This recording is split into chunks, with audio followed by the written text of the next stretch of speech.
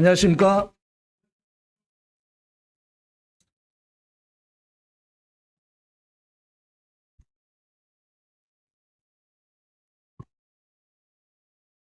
정답은 있는데 정답을 안 찾으려고 하니까 어려운 것 같아요. 그 우리 손조들은 대가족 제도로 이렇게 살아왔잖아요. 아기를 낳으면 누가 키웠습니까? 할아버지, 할머니가 주로 키웠죠. 그때는 아마 아기 키우는데 그렇게 고생들을 안 하셨던 것 같아요. 제가 볼 때는. 왜? 할머니, 할아버지들이 이렇게 아기들을 키워줬기 때문에 요즘은 핵가족이라고 해서 결혼만 하면 분가해서 살잖아요. 그러기 때문에 애 키우랴 또 직장 생활하랴 어렵죠. 힘들죠. 어, 파선책이 있다고 한다면 피곤하고 지칠 때 할머니한테 맡기십시오. 할머니 하루 휴가 내라고 하시고 그러면 그게 효도하는 거예요. 그게 효도하는 건데 이러한 방법을 찾지 않고 어떻게 해서든지 의존하지 않고 독립해서 키워보려고 하는 이런 것 때문에 더 고생스럽지 않을까 이렇게 생각을 좀 해보게 됩니다. 아기가 태어나면은 이쁘죠. 얼마나 이쁩니까? 어. 예, 오늘 제가 교제하고자 하는 말씀은 백성 안으로 돌아온 모세, 백성 안으로 돌아온 모세, 이런 주제로 말씀을 나누고자 합니다. 여기에 이제 아기에 대해서 이제 또 언급이 될 텐데 먼저 말씀을 좀 보시면서 교제를 나누도록 하겠습니다. 출애굽기 1장 6절부터 좀 읽도록 하겠습니다.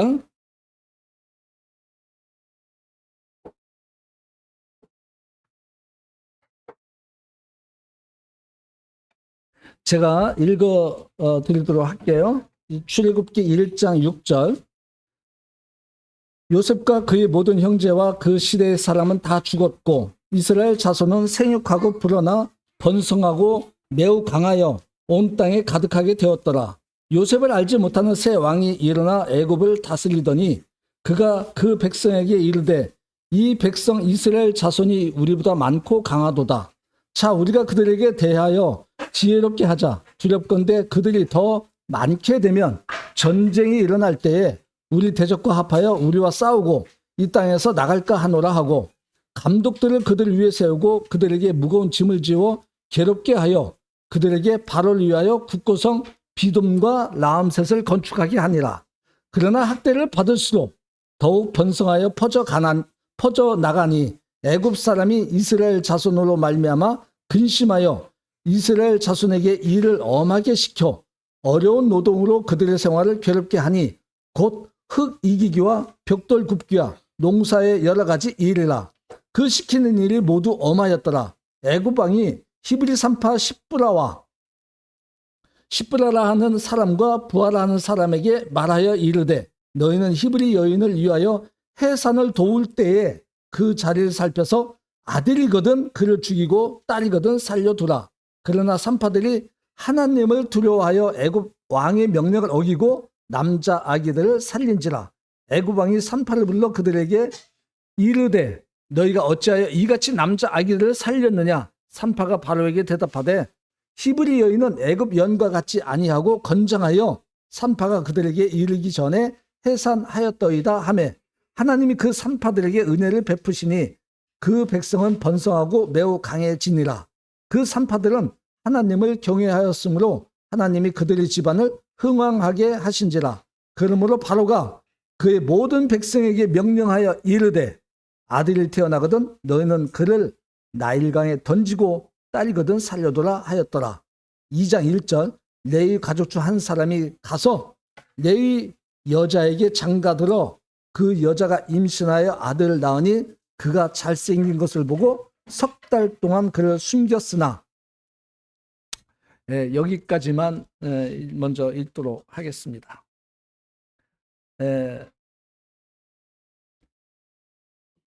혹시 우리 중에요, 나는 태어날 때부터 참 잘생긴 모습으로 이렇게 태어났다고 하는 분이 있어요? 나는 그래도 좀 잘생겼어, 이런 생각 하신 분 없어요? 그럼 다 못생겼어요? 잘생긴 사람이 없으면 다 못생긴 거예요? 보통? 아이, 적어도 저 정도는 좀 생기셔야지. 그런데요, 모세는 태어날 때 잘생기게 태어났어요. 성경 말씀이 그래요. 하나님이 우리에게 남겨준 이 성경 말씀에 모세는 잘생겼다고 했어요. 네. 자요, 2장 2절 다시 한번 읽어볼게요. 그 여자가 임신하여 아들을 낳으니 그가 잘생긴 것을 보고 석 달 동안 그를 숨겼으나. 저 초담이 아빠, 초담이가 잘생겼나요?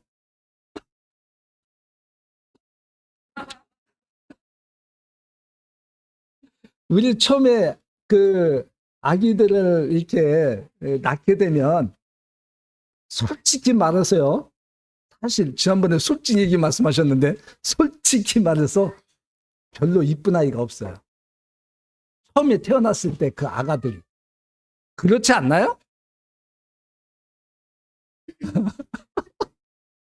그런데 이 아기가 태어나서 살살 이렇게 가꾸어지고 살도 붓고 뭐 이럴 때 한두 달 좀 지나야 점점 이뻐지는 모형으로 이렇게 바뀌더라고요.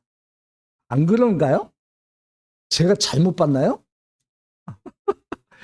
그런데 왜 그 갓난아기가 태어나면 다들 그냥 와 하고 그러죠? 생명의 신비, 그리고 사랑스러움으로 그 아이가 이쁜 것이지 외모가 정말 이뻐서 이쁜 게 아니거든요. 그런데 모세는 태어날 때요, 정말 잘생겼다고 하는 말씀이 기록되어 있어요. 이런 일은 드물어요. 그렇다면 모세의 엄마 이름 누구예요? 우리 초등학생들? 모세의 엄마 누구죠? 초등학생들 아무도 없어요 여기? 아우, 어디 갔지? 중학생들 막. 네. 우리 학생이 올라간 우리 2명 있죠? 어디 갔어요? 어디 갔어요? 학생이 올라갔는데 학생회에서 관리 어떻게 해요? 잘 올려보냈는데 아무도 없어. 누구? 아우, 요기의 배시래요. 와, 맞아요. 누구 손주예요, 대체?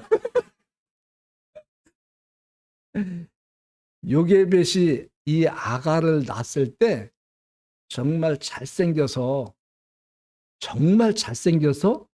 숨겼을까요? 아마도 너무너무 잘생겼기 때문에 강물에 던질 수 없었던 마음이 있을 수도 있었을 거예요. 이 당시에 이 남자아이로 태어난 아이들이 몇이나 죽었는지 알 수는 없지만 우리가 분명한 것은 이 모세가 잘생겼다고 하는 사실을 염두에 두시길 바랍니다. 그런데요, 또 하나 생각할 것은 대체로 잘생긴 사람들이요, 삶이 그렇게 순탄치가 않아. 그렇지 않나요? 잘생긴 사람들은 그 얼굴값하고 외모값 한다고 우리 늘 그러죠. 그냥 그대로 평범하게 수수하게 이렇게 태어난 분들이 그냥 잘 사는 것 같아요. 잘생긴 사람들은 어렵게 사는 것 같아요. 그런데 모세는 어떠했나요? 잘생기고 못생기고 그와 상관없이 이때 태어난 아기들은 다 죽어야만 했어요. 남자 아이들은. 모세는 죽어야만 하는 그러한 운명으로 태어났다고 이렇게 얘기를 하죠. 이 운명이라는 단어가 하나님 뜻을 분별할 수 있기를 바랍니다. 모세는 태어날 때 너무나 잘생겼지만 그는 죽어야만 했어요. 그런데 여기에 하나님께서 이 모세를요, 주님을 상징하는 그런 사람, 모형으로 또 우리 주님을 예표하는 사람으로 우리는 많이 이렇게 분별하고 있어요. 성경에서 볼 때 그렇게. 왜냐하면 모세의 삶이 예수님의 삶과 너무너무 닮은 점이 많이 있기 때문에 예수님을 나타내주는 모형, 예표 이렇게들 우리는 해석을 합니다. 사도행전 7장 20절에서도 보면은 하나님 보시기에 아름다워 석 달 동안 숨기고 키웠다고 기록하고 있어요. 모세가 태어날 때 이 잘생긴 얼굴 때문에 살아났을까? 죽지 않고 살아났을까? 우리는 이렇게도 생각할 수 있지만 분명히 그런 건 아니었죠. 생명에 대한 경이로움, 신비로움, 하나님의 그 은혜로 인해서 아마 이 아기가 태어났을 때 모든 부모가 그러하듯이 이 아기에 대해서 죽일 수 없는 심정, 강물에 던질 수 없는 심정을 가지고 있었을 거예요. 그래서 3개월 동안 숨겼다 이렇게 기록하고 있어요. 그런데 아기가 3개월 동안 숨길 수 있을까요? 우리 아기들 키워본 분들 한번 기억을 더듬어 보세요. 내가 이웃집에 소문내지 않을 수 있을 정도로 3개월 동안 아이를 이렇게 잘 이렇게 숨길 수 있다고 생각이 되어지나요? 아마도 아기는요, 이 자기 어떠한 욕구를 나타내는 방법은 이 울음소리인데 아마도 아기가 울지 않았을까요? 모세는 3개월 동안 울지 않고 그렇게 컸을까요? 저는 그렇게 보지 않아요. 하나님이 숨길 수 있도록, 숨겨질 수 있도록 하나님이 관여해 주셨을 거라고 저는 믿어요. 아기가 울어도 전지전능하신 하나님께서 그 울음소리가 바깥으로 나가지 않도록, 어쩌면 이 아기가 또 울지 않도록 여러 가지 방법으로 하나님께서 이 아이를 숨길 수 있도록 해주셨을 거라고 저는 믿어요. 이것이 믿음이에요. 우리 사람의 생각으로는 이 3개월 동안 숨길 수가 없어요. 어떻게 숨깁니까? 우리가 이 믿음이라는 것은, 하나님에 대한 믿음이라는 것은요, 보편적인 것을 믿는 것을 믿음이라고 하지 않아요. 믿을 수 없는 그 사실을 우리가 마음으로 믿을 수 있을 때 그것을 하나님께서는 믿음으로 우리에게 인정해 주신다고 하는 거죠. 그런데요, 이렇게 잘생기게 태어난 모세를 불쌍히 여겼다고 기록하고 있어요. 어디서요? 출애굽기 2장 6절 한번 보실래요?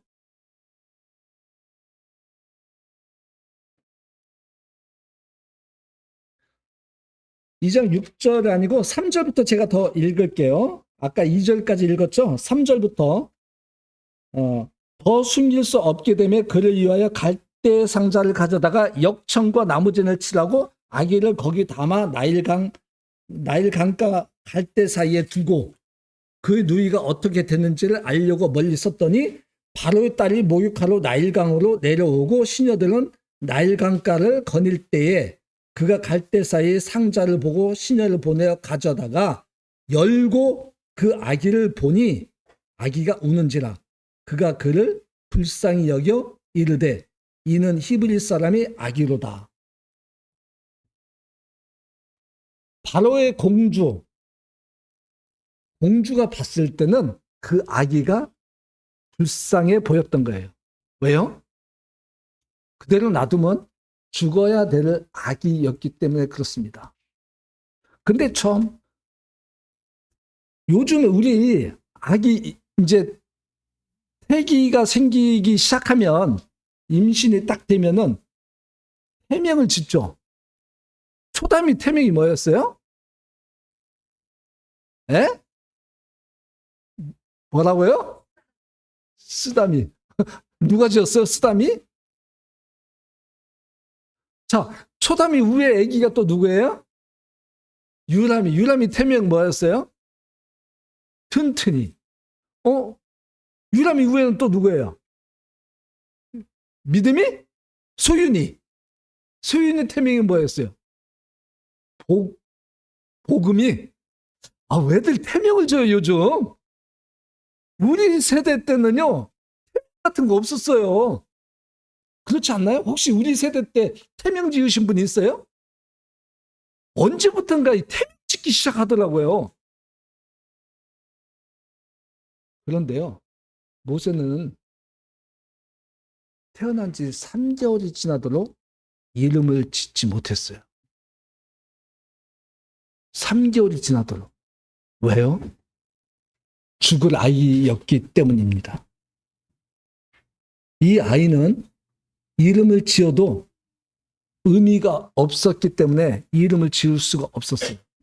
근데 신비롭게도요, 이 아이 이름을 누가 짓습니까?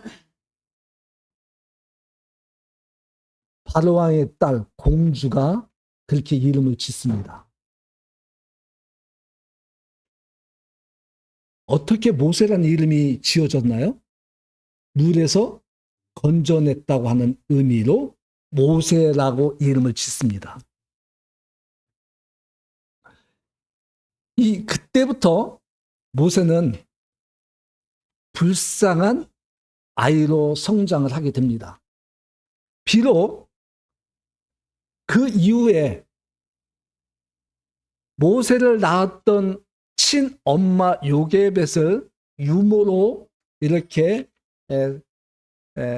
세워서 그 유모의 젖과 또 유모의 그 어떠한 가르침으로 이 아이가 성장하게 되었다고 이렇게 말씀하고 있는데 몇 살 때까지 어느 정도로 그렇게 양육을 했다고 하는 기록은 또 자세히 없어요. 우리가 추정하건대 몇 살까지 양육을 했을까요? 이 친엄마 요게벳이 제가 볼 때는 이 왕궁의 법도가 있잖아요. 우리나라 사극에도 보면 왕궁의 법도라는 것이 얼마나 엄합니까? 그렇죠? 아마도 말할 정도 단계에 됐을 때 이미 엄마의 그 보살핌에서 벗어나지 않았을까 이런 생각을 좀 해봐요. 왕궁의 법도가 있었기 때문에 바로 왕의 공주가 이 아이를 양자로 입양하고 키우게 될 때 정상적으로 왕가의 교육을 시켜야 되잖아요. 왕궁에서 궁전에서 이 아이를 교육을 시켜야 됐기 때문에 얼마만큼 이스라엘 백성으로서의 하나님의 말씀으로 이 아이를 양육했는지 알 수는 없어요. 다만 모세는 왕궁에서 애굽 사람으로 양육이 되었다고 하는 사실이에요.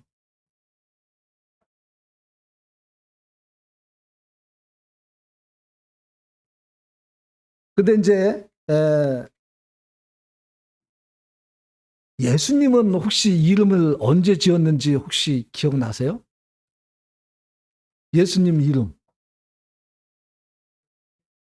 태어나기 전에 이름 지었다고요? 누가 지었어요? 그거는 예언된 것이고 예언된 말씀이고 실제로 예수 아기가 태어났을 때 예수란 이름을 언제 지었는지 기억나세요? 누가복음 1장 한번 보시겠어요? 누가복음 1장 31절. 보라, 내가 잉태하여 아들을 낳으리니 그 이름을 예수를 하라. 이렇게 말씀하셨고, 누가복음 2장 21절. 할례할 8일이 되매 그 이름을 예수를 하니 곧 잉태하기 전에 천사가 일컬은 바라라. 예수님이 태어나고 8일 할례 받은 후에 실제로 이름을 그렇게 지은 거예요. 예언에 따라서. 모세는 3개월 뒤에 태어나서 3개월 후에 이름이 지어졌는데 예수님은 할례를 받은 후에 배워서 이름이 그렇게 지어졌어요. 실제적으로. 자, 할례에 대해서 좀 또 이렇게 제가 좀 나눌 건데요. 모세가 태어났을 때 8일 만에 할례를 했을까? 혹시 이 부분은 생각해 보신 분 있어요? 모세가 태어났을 때 이스라엘 백성들에게 행했던 것과 같이 8일 만에 할례를 했을까? 안 했을까요? 그런데요, 우리가 좀 생각해 볼 것이 나중에 제가 좀 뒤에 말씀을 좀 나눌 건데 모세가 이제 미디안에 가서 장가를 들잖아요. 그때 거기서 40년이 지나서 하나님이 부르셔서 이제 이스라엘 백성이 있는 애굽 땅으로 다시 돌아가는 그 과정에서 죽임을 당할 그런 처지에 있을 때 그 아내 십부라가 할례를 하죠. 누구 할례를 해요? 아들. 그러면서 피남편이라고 하면서 그 할례를 행하게 되는데 만약에 모세가 그 이전까지 할례를 하지 않았다면 그때 같이 했어야 되지 않을까요? 모세는 성경 기록에 할례를 했다고 하는 그런 기록이 없지만 그때 할례를 하지 않음으로써 죽임을 당해야 될 그런 상황에서 할례를 한 것은 아들밖에 없었어요. 그런데 저는 뭐 이것을 할례가 언제 했느냐 이걸 논하고자 하는 것이 아니고 좀 더 우리는 이해를 돕기 위해서 제가 말씀을 드리는 거예요. 이것을 뭐 이렇다 저렇다 뭐 이렇게 단정적으로 하려고 하는 게 아니고 오늘 말씀을 이해를 돕기 위해서 언급을 하는 것이라는 것을 이해해 주시기 바랍니다. 창세기 17장 10절 한번 보시겠어요? 창세기 17장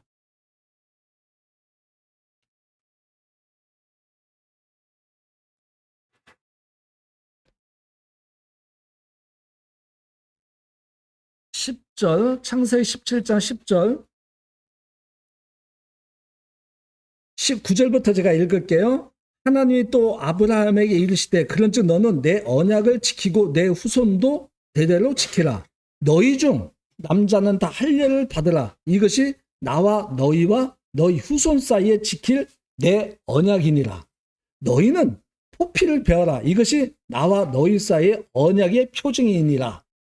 너희 대대로 모든 남자는 집에서 난 자나 또는 너희 자손이 아니라 이방 사람에게서 돈으로 산 자를 막론하고 난 지 8일 만에 할례를 받을 것이라. 너희 집에서 난 자든지 너희 돈으로 산 자든지 할례를 받아야 하리니 이에 내 언약이 너희 살에 있어 영원한 언약이 되려니와 할례를 받지 아니한 남자 곧 그 포피를 베지 아니한 자는 백성 중에서 끊어지리니 그가 내 언약을 배반하였음이니라. 모세가 태어나서 할례를 받지 않았다고 한다면요, 그 백성으로부터 끊어진 자가 되는 것입니다. 그 백성으로부터. 죽을 줄 알고 할례를 하지 않았을 수도 있어요. 만약에 할례를 했다고 한다면 이 말씀에서 이스라엘 백성으로부터 끊어진 자가 되지 않고 지속된 관계가 있었을 것이고, 만약에 할례를 받지 않았다면 끊어진 자였다. 이렇게 두 가지 사실을 말씀을 드린 거예요. 그런데요, 할례는 누가 해요? 누가 집행하죠? 성경에 아버지, 부모가 하도록 되어 있어요. 부모가. 아버지가 아들의 포피를 잘라내는 그 할례를 행하게 되어 있는데, 할례를 행하지 않으면 저는 두 가지를 또 봐요. 할례를 받지 않은 그 아들도 이스라엘 관계에서 끊어지는 관계가 되지만, 그 할례를 집행하지 아니하는 그 부모에게도, 그 아버지에게도 그와 같을 수 있지 않겠느냐. 그 갓난 아기의 할례는 자기가 하는 게 아니잖아요. 저는 이 두 가지를 다 염두에 두는 거예요. 17장 23절 볼까요? 그 예로 보면 23절 어떻게 시행을 했는지. 23절, 이에 아브라함이 하나님이 자기에게 말씀하신 대로 이날에 그 아들 이스마엘과 집에서 태어난 모든 자와 돈으로 산 모든 자, 곧 아브라함의 집 사람 중 모든 남자를 데려다가 그 포피를 베었으니, 아브라함이 그의 포피를 벤 때는 99세였고 그의 아들 이스마엘이 그의 포피를 벤 때는 33세였더라.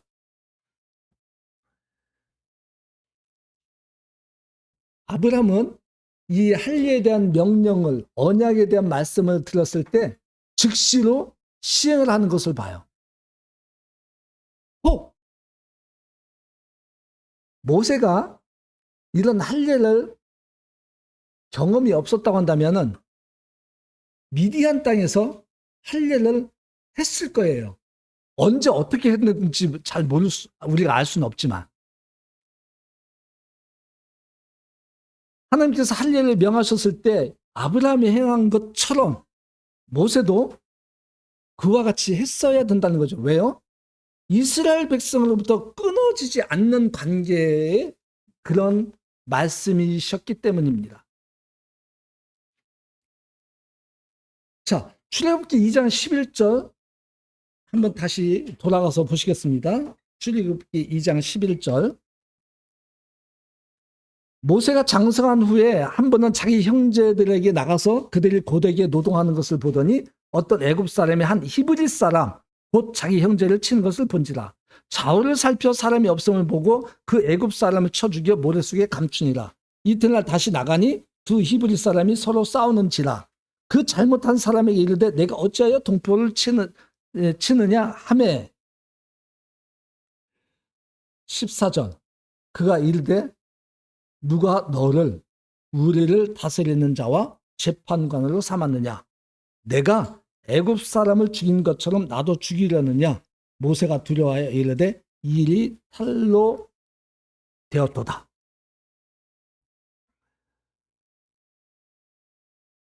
이 모세는요, 바로 왕 궁전에서 공주 아들로 이렇게 살아가면서 그 마음속에는 나는 이스라엘 백성이라고 하는 사실을 늘 마음에 품고 있었던 거예요.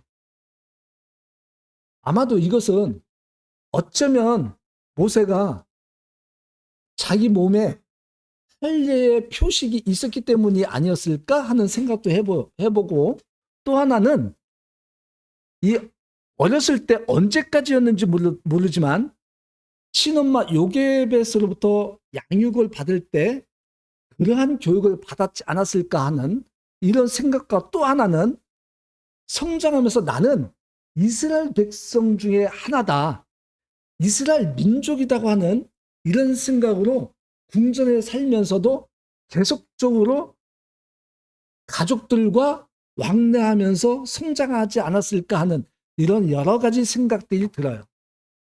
분명히 모세는 나는 이스라엘 백성이라고 하는 사실을 가지고 있기 때문에 여러 가지를 생각해 볼 수 있는 부분이죠. 어떤 것이 맞는지는 알 수 없어요. 이 세 가지가 다 맞을지 아니면 하나도 안 맞을지는 알 수는 없지만 분명한 것은 나는 이스라엘 백성이라고 하는 사실을 가지고 있다고 하는 사실이에요. 그래서 어느 날 자기 동족을 살피러 나갔는데 그와 같은 일을 보게 된 거죠.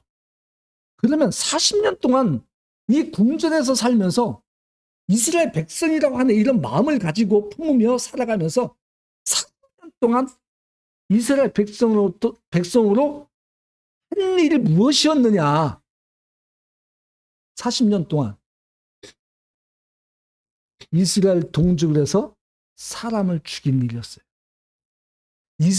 이스라엘 동족을 위해서 사람을 죽인 일, 그 한 가지 일만이 기록되어 있어요.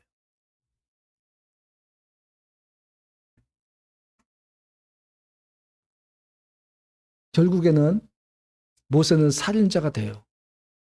동족을 위한다고 한 그 일이 살인자가 됐고 결국에는 바로 왕은 그 모세를 죽이겠다고 찾습니다.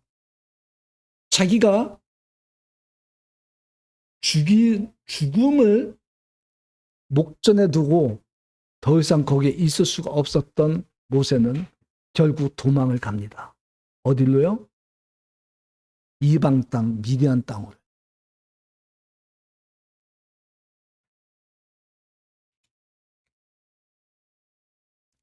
용서받을 수 없는 살인죄를 저지르고 미디안 땅으로 도망간 모세. 모세의 삶은요, 정말 순탄한 삶이 아니었잖아요. 정말 불쌍한 사람이었어요. 태어나서 부모 밑에서 자라지도 못했을 뿐더러 자기 백성 안에서 살지도 못했어요. 빨리 평범하게 태어나서 노예면 어떻습니까? 현대받으면 어떻습니까? 부모와 함께 살 수 있었다고 하는 그러한 환경이 오히려 행복 아닐까요?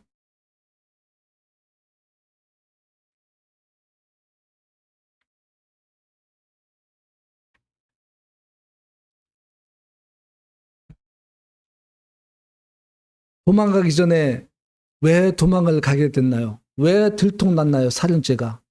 동족으로 인해서 들통이 난 거죠. 어느 날, 그 다음날 또 나가보니까 동족끼리 다투잖아요. 그래서 너도 왜 다투냐? 너 동족끼리 왜 싸우느냐? 그랬을 때 언제 너는 누구냐? 언제 우리가 너를 우리 재판관으로 삼았냐? 너는 뭐냐? 네가 어제 애굽 사람을 죽인 것처럼 나도 죽이려 하느냐? 자, 왜 동족끼리 다투고 싸우는가요? 제가 다툼에 대해서 한번 말씀을 드려볼게요. 혹시 닭 키워보신 분들 있죠? 닭. 집에서 아니면 뭐 여러 곳에서 닭을 키워보신 분들 있죠? 닭을 키우게 되면 장닭은 몇 마리 있어야 되나? 2마리 있으면 안 돼요? 3마리 있으면 안 돼요, 장닭? 안 돼요? 장닭은요, 반드시 우두머리가 있어요. 우두머리 서열이 정해지지 않으면 서열이 정해질 때까지 피터지로 싸워요. 머리털 다 뽑힐 때까지 싸워요. 장닭은. 그렇지 않나요? 그런 걸 경험하셨어요? 보셨어요? 저 어렸을 때 종종 봤어요. 장닭끼리. 그래서 어느 장닭 한 마리가 고개 숙이고 도망가면 그 근처에 얼씬도 못하고요. 암탉 근처에도 얼씬도 못해요. 그 패배한 장닭은. 결국에는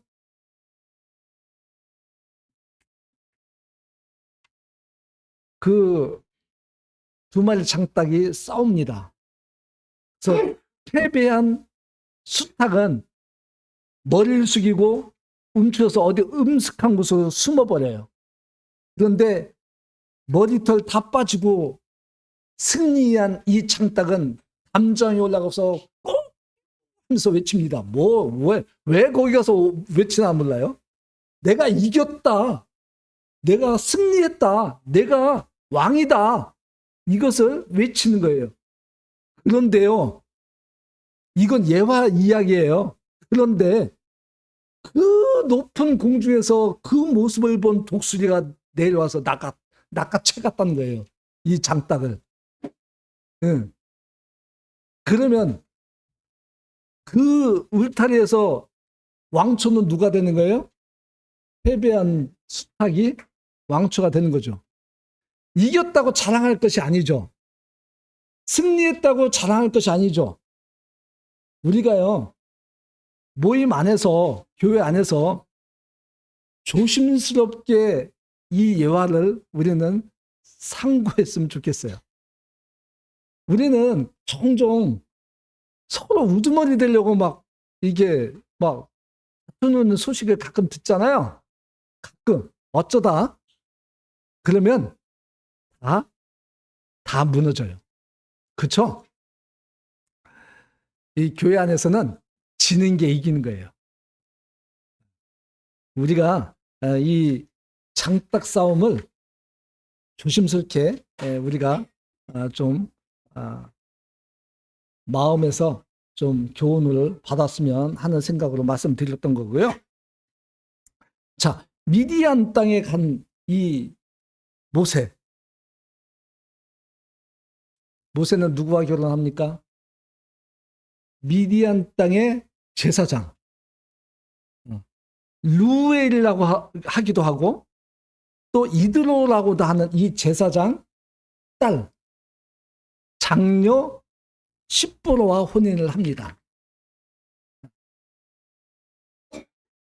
모세가요 정말 할 일을 받았고 이스라엘 백성이라고 하는 사실을 마음에 품고 있고 또 그렇게 이스라엘 백성과 관계된 자신을 발견했다고 하고 그렇게 살아갔다고 한다면 이 결혼은 하지 말았어야 되는 거예요. 이 결혼은 하면 안 되는 거였어요. 왜요? 하나님은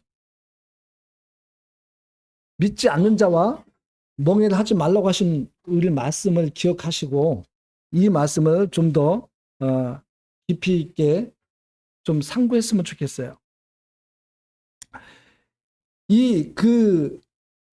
이드로 루엘에게는 아들이 없었어요. 아들이 딸들만 있었어요. 그래서 대부분의 이 광야 이런 데에서는 목축업을 할 수밖에 없잖아요. 그래서 양을 치는 일을 이 딸들이 했어요. 딸들이 늘 여자들은 힘이 약하잖아요. 남자들과 이렇게 다툴 수가 없잖아요. 싸울 수가 없잖아요. 왜? 싸우면 지니까. 패배하면 어떻게 돼요? 오히려 더 만시창이 되니까. 그래서 우물에 가서 이 양들에게 물을 먹여야 되는데 늘 남자 목동들한테 늘 이렇게 치는 거예요. 그러니까 그 남자 목동들이 자기 양들을 다 물을 먹이고 난 다음에야 겨우겨우 마지막에 이 양들에게 물을 먹일 수 있었던 거예요. 근데 모세가 어느 날 그 우물가에서 쉬고 있을 때 그런 광경을 본 거예요. 여자 목동들이 양을 데리고 오네? 근데 와서 물을 먹이려고 하는데 남자 목동들이 그것을 못하게 막 제지를 하는 거예요. 그것을 보고 모세가 돕습니다. 그런데요, 이 미디안 이방 땅에서도 모세를 감히 대항할 수 없었던 이유가 하나 있었어요. 이유가 뭐였을까요?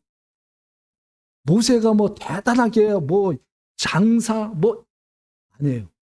그 당시에는 이집트라고 하는 이 애굽은요 제국이었어요. 그 주변 모든 나라에서 감히 대항할 수 없는 나라였어요. 그래서 이 주변 국가에서 애굽 사람 하면은 감히 어떻게 할 수 없는 그런 환경이었어요. 봐봐요. 미국 사람이 어디에 가든지 간에 미국 사람은 막 못 대요. 왜요? 미국 사람 어떻게 하면 그 보복이 10배, 100배 돌아옵니다. 그래서 감히 미국 사람을 해치지 못해요. 세계적으로. 이것이 미국의 힘이에요. 이 당시에 애굽도 그러했다는 거예요. 그래서 그 사람들 사이에, 자, 말씀을 보실까요?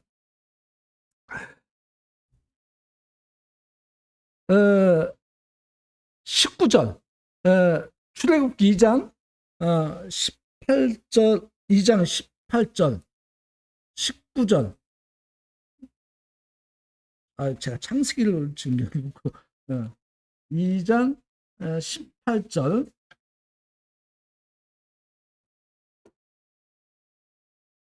18절, 그들이 아버지 루엘에게 이를 때에 아버지가 이르되 너희가 오늘은 어째 이같이 속히 돌아오느냐. 그들이 이르되 한 애굽 사람이 우리를 목자들의 손에서 건져내고. 애굽 사람으로 본 거예요, 모세를. 모세의 모습은요, 애굽 사람의 모습이었어요. 애굽 사람의 모습을 가지고 있었기 때문에 애굽 사람을 함부로 대할 수 없었던 거예요. 그래서 모세가 그 여러 명의 목동들하고 대치했을 때 이 일을 할 수 있었던 이유가 거기에 있었던 거예요.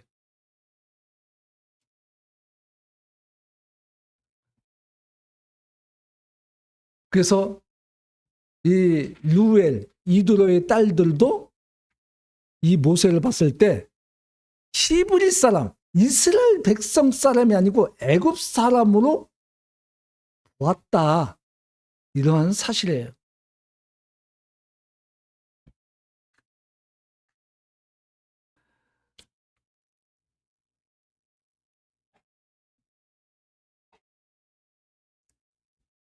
며칠 전에 제가 어떤 오래된 형제 한 분하고 통화를 한 적이 있어요. 어떤 통화를 했냐면은, 우리 아들이 이제 공부도 잘해서 제법 괜찮아진 상태다. 참 좋은 상태다. 사회적 레벨이. 근데 이제 장가를 보낼 때가 이제 돼가는데 걱정이 된다. 이렇게 얘기를 해요. 무슨 걱정? 아니, 그렇게 사회적 그런 레벨로도 잘 됐으면 장가 보내기 쉽지 않아? 이렇게 얘기했더니만 하는 말이, 우리 모임 가운데요, 자기 아들과 비등한 레벨을 가진 며느리감이 안 보인다는 거예요. 그래서 그럼 어떻게 해? 기도해야지. 그랬더니만 하는 말이, 그래서 염려하고 걱정스럽다는 거예요. 뭐 걱정할 일이야 그런 게. 그랬더니 하는 말이, 우리 모임이 아니어도 일반 교회 다닌 이러한 며느리감이라도 있으면 장가 보낼 마음이 있다. 이런 이야기를 하는 거예요. 구원만 받으면 되지 않느냐. 그래? 여러분, 우리가 일반 교회들하고 교제가 잘 안 되는 이유가 어디에 있죠? 어디에 있어요? 그들이 구원 못 받았다고 하는 데 있는 건가요? 단정적으로 그래서 생각하나요? 저는 그래요. 일반 교회에서도 구원받은 사람들 많이 있다고 저는 생각을 해요. 우리 모임뿐만 아니고. 그런데 왜 우리가 그들과 교제가 안 되죠? 말씀대로 안 하기 때문에요. 성경대로 안 하기 때문에 그런 거예요. 진리가 훼손되기 때문에 그런 거예요. 만약에 우리 큰 교회들 그러잖아요. 수십 년 전부터 성경으로 돌아가자, 성경으로 돌아가자, 성경을 회복하자, 이런 말은 무수히 많이 하는데 정말 눈꽃만큼도 그것을 위해서 노력하지 않아요. 시행하지 않아요. 성경으로 돌아가자고 외치면서도 살짝은 또 나가지 못해요. 왜? 그 틀에서 벗어날 수 없기 때문에. 진리가 그들에게는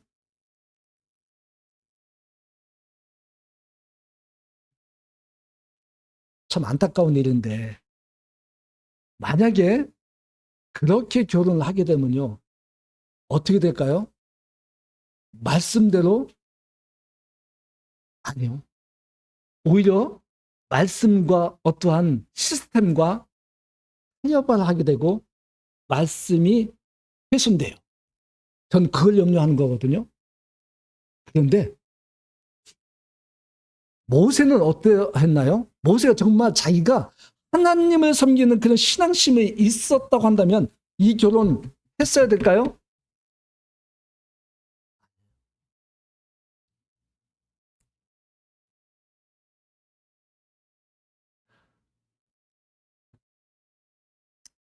우리 어쩌다 결혼 주님하여서 신실한 형제 자매들이 결혼을 하죠.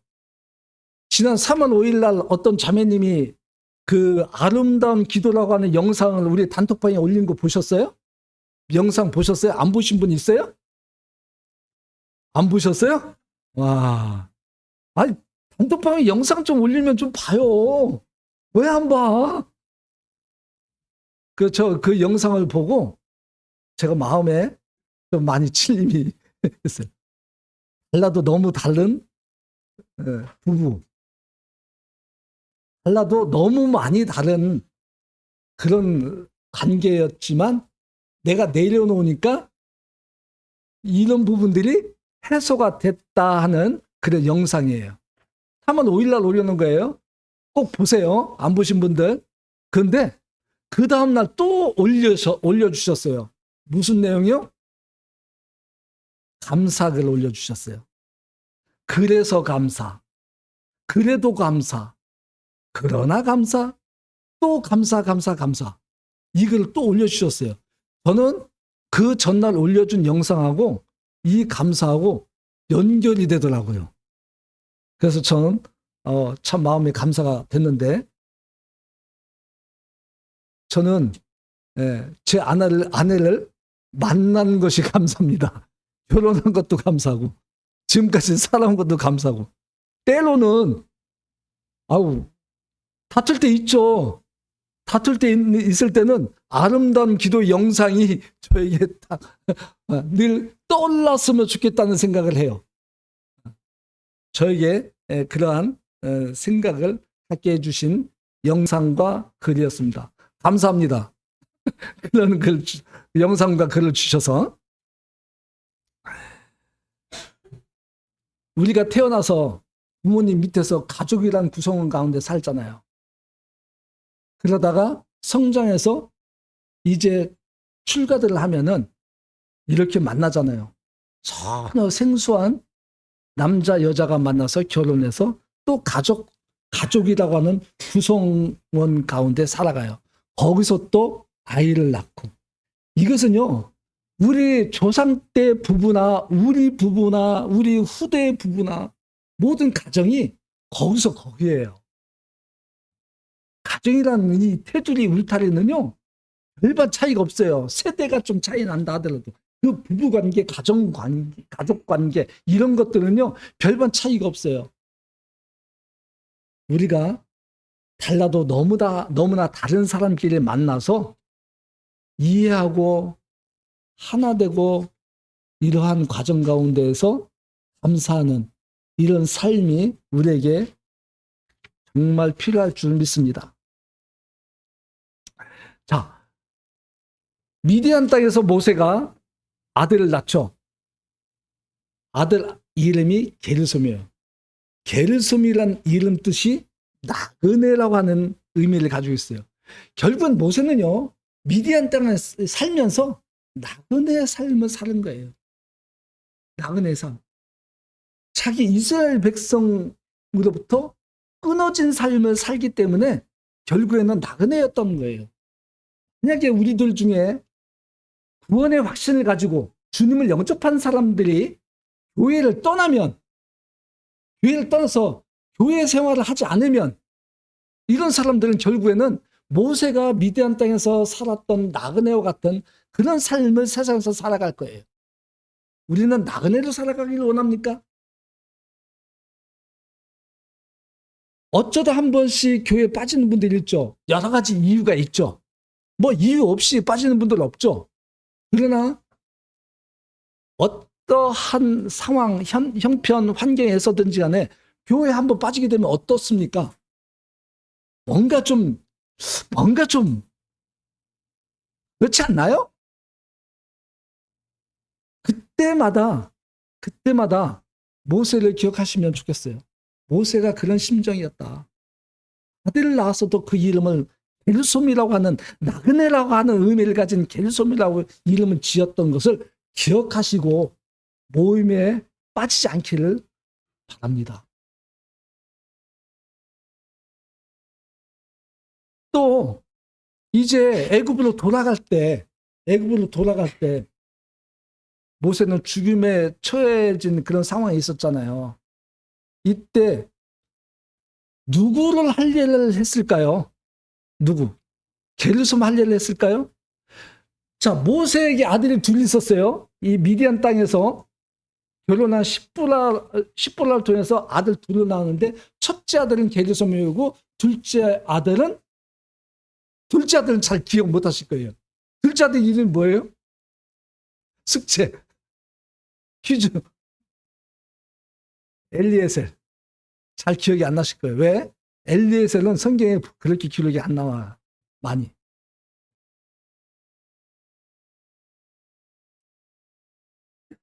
이때 할례를 한 아들, 영어 성경에서도 보면은 단수로 돼 있어요. 아들 단수. 우리 성경에서도 아들들이 아니고 아들. 아니, 애굽으로 돌아가는 중이었어요. 모세와 아내와 아들과 그 애굽으로 돌아가는 중이었어요. 근데 그때 모세를 죽이려고 했다는 거예요. 하나님께서 왜? 할례를 행하지 않았다고 하는 이유 때문에.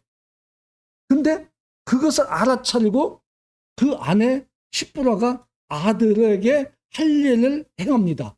그리고 그 할례한 그 근거 포표를 가지고 남편에게 발밑에 내려놓으면서 피남편이라고 하는 이 피 증거를 남편에게 이렇게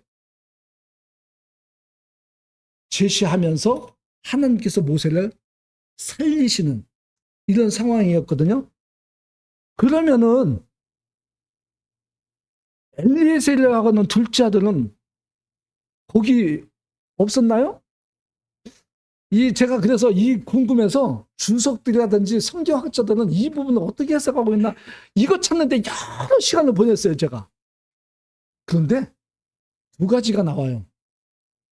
모세가 게르솜이 처음에 태어났을 때 8일 만에 할례를 했다. 근데 두 번째 엘리에셀이 태어났을 때는 어떻게 된 영문인지 할례를 하지 않아서 죽이려고 했었다. 그래서 이 십보라가 엘리에셀 둘째 아들 포피를 자르고 할례를 했다. 이런 이야기가 검색된 게 10가지라면 한 가지 정도 그렇게 언급되고 나머지 대부분은 게르솜을 할례를 했다 이렇게 나와요. 그래서 저도 그럼 어디가 맞나? 그래서 저는 제 스스로 그렇게 좀 정리를 하고 그냥 이 부분 덮었어요. 어떻게 정리했나? 제가 정리한 이 생각이 저는 옳다고 저는 장담하는 건 아닌데 셋이 같다고 저는 믿어요. 셋이 같다고 하는 말로 저는 받아요. 셋이 가다가 게르솜에 할례를 했다. 근데 이때 그럼 엘리에셀은 어디 있었느냐?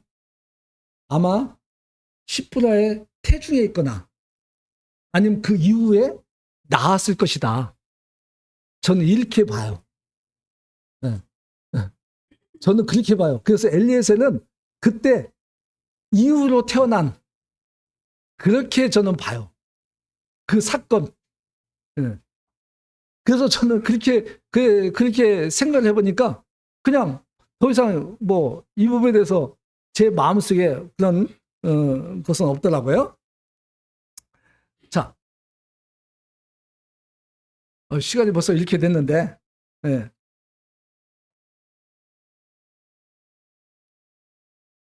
우리가 구원받은 사람이라고 한다면요, 주님의 몸된 교회를 떠나서는 안 돼요. 어떠한 이유가 되든지 간에 모임을 떠나서는 안 됩니다. 이 모세가 이스라엘 백성으로부터 끊어진 관계였었는데 회복될 수 있었던 것은 할례였었던 거예요. 할례를 하면서 이스라엘 백성으로 회복이 된 거예요. 돌아오게 된 거예요. 그런 이후에 하나님께서 애굽에서 이스라엘 백성들을 이끌 인도자로 세우실 수 있었던 거예요. 만약에 모세가 이스라엘 백성과 같은 그런 관계로 회복되지 않았다면 이스라엘을 인도할 인도자로 세우실 수 없었어요. 자기가 할례를 안 받았다든지 아니면 아들이 할례를 행하지 않았다고 한다면 이스라엘 백성으로부터 끊어진 자예요. 끊어진 자가 어떻게 인도자가 될 수 있습니까? 그 끊어진 관계가 회복이 되어야 됐어요. 그래야만 이스라엘 백성들을 이끌어낼 수 있는 인도자가 될 수 있었던 거예요. 하나님은 그 관계를 먼저 회복시킨 거예요. 그런 다음에 출애굽 인도자로 세우실 수 있었다. 이겁니다. 우리가 교회의 관계가 끊어지면은 이거는 하나님의 역사가 멈추게 된다고 하는 사실을, 나에 대한 하나님의 역사가 멈출 수밖에 없다고 하는 사실을 기억하시길 바랍니다. 우리가 하나님의 사람으로서 하나님의 일을 하나님께서 바라시는 사람으로서의 삶을 살 수 있기를 바란다면 교회의 관계가 끊어져서는 안 된다고 하는 사실이에요.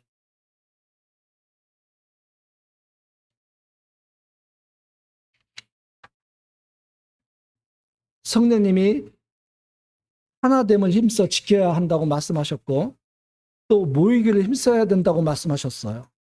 우리가 교회에 이러한 끊어짐이 없는 그런 관계로 살아가시길 바랍니다. 이상 오늘 말씀 여기까지 마치겠습니다.